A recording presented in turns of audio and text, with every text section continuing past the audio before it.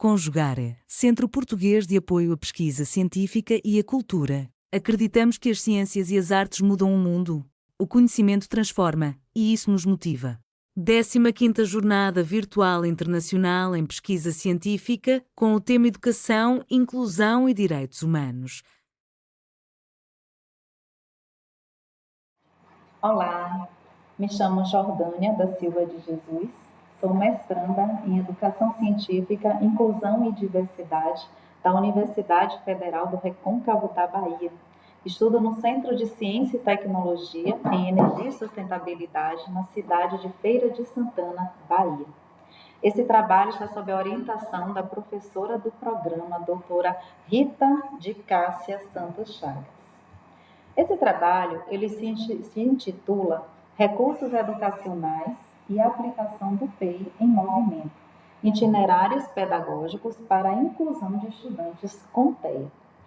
O meu trabalho ele perpassa pela educação inclusiva, que constitui nas últimas décadas um dos maiores desafios e compromissos das políticas educacionais brasileiras e internacionais.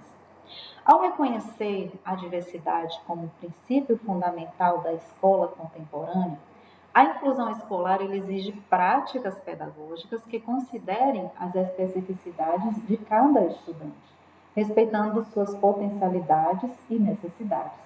Então, nesse contexto, a formação de professores assume papel central, pois é na ação docente que se concretizam os princípios da equidade, da acessibilidade, da justiça social no ambiente educacional. Entre os instrumentos previstos para garantir a inclusão de estudantes com deficiência está o Plano Educacional Individualizado, o PEI, que se configura como uma estratégia de planejamento pedagógico articulado, construído de forma colaborativa entre docentes, familiares e profissionais de apoio.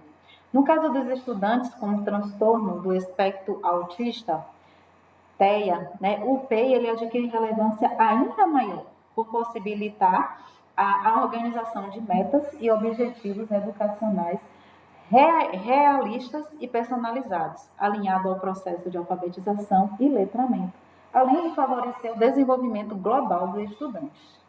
Então, percebemos que, apesar dos avanços normativos presentes na Constituição Federal de 1988, no Estatuto da Criança e do Adolescente de 1990, da Lei de Diretrizes e Bases da Educação Nacional, a LDB, e da Base Nacional Comum Curricular, a BNCC, e entre outros documentos reguladores, o sistema educacional brasileiro ainda enfrenta dificuldades em implementar práticas pedagógicas efetivamente inclusivas.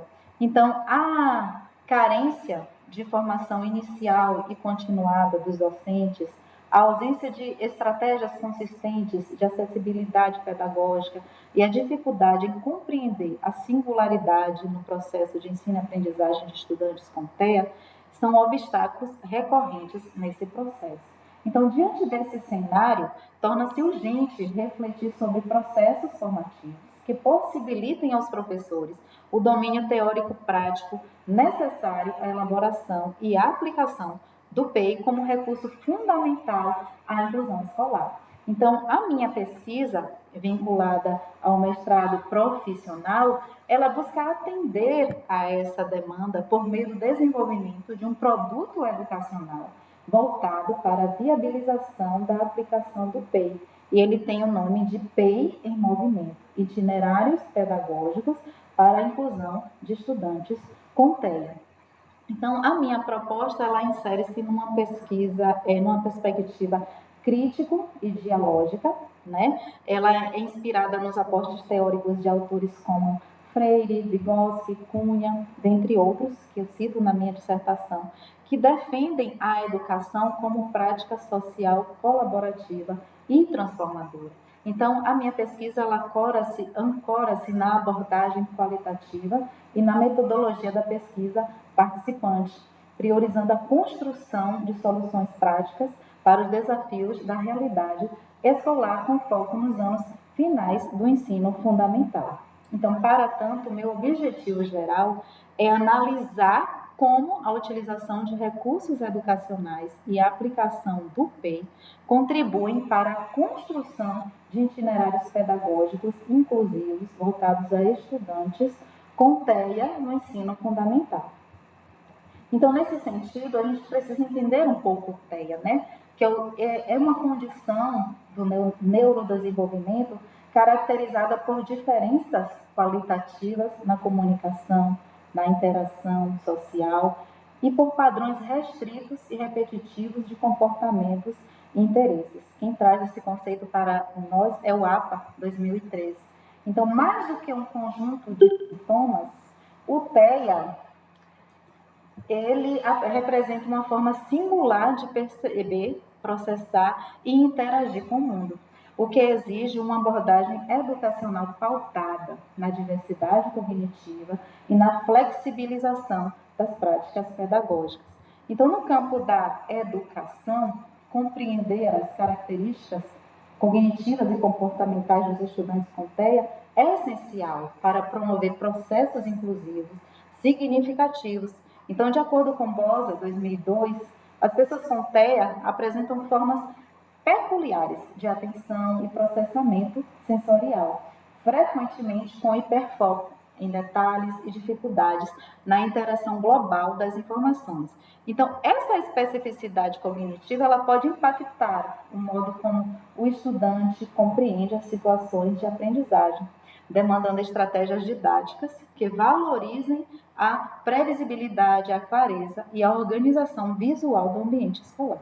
Vygotsky, em 1998, ele, ao discutir a mediação social no desenvolvimento humano, ele fornece um importante aporte teórico para pensar na aprendizagem de estudantes com TEA, mesmo que apresentem desafios na comunicação e na reciprocidade social. Esses sujeitos constroem conhecimentos por meio das interações e mediações culturais. Então, assim, o papel do professor e dos recursos educacionais torna-se central, uma vez que o ensino mediado ele pode possibilitar o avanço para além das imediatas impostas pelo quadro clínico. Então, no contexto escolar, as implicações dessas características elas são amplas. Segundo Montand, 2015, a escola inclusiva ela deve se organizar de modo a acolher a diferença como princípio e não como exceção. Isso implica reconhecer que os estudantes com TEA aprendem, mas aprendem de maneira distinta. Então, demandando itinerários pedagógicos individualizados, sustentados pelo plano educacional individualizado e pelo uso de recursos educacionais acessíveis e adaptados. Então, o processo de aprendizagem, portanto, ele deve compreender como dinâmico, situado, relacional. Smith-Bossa, 2007, ele destaca que o avanço educacional dos alunos com TEA ele depende não apenas da adaptação curricular, mas da qualidade das interações sociais estabelecidas no ambiente escolar. Então, a inclusão efetiva ela requer uma prática docente reflexiva, que reconheça a singularidade do aluno e valorize sua participação ativa nas atividades da sala. Então, desvelar o TEA sob a ótica educacional significa ultrapassar o paradigma médico e deficitário para adotar uma perspectiva sociocultural da aprendizagem. O foco desloca-se do que o estudante não faz para o que ele pode fazer, desde que sejam criadas condições pedagógicas, emocionais e relacionais favoráveis. Então, nessa direção, o professor atua como mediador do conhecimento e promotor da autonomia, enquanto o PEI e os recursos educacionais funcionam como instrumento que tornam o ensino verdadeiramente inclusivo, Porque a construção de uma escola verdadeiramente inclusiva, ela requer instrumentos pedagógicos que reconheçam a singularidade dos estudantes e garantam o direito à aprendizagem. Então, nesse contexto, o PEI emerge como um dispositivo fundamental, pois orienta o planejamento, a execução e a avaliação das práticas educativas voltadas a alunos que necessitam de apoio específico, como os estudantes com TEA.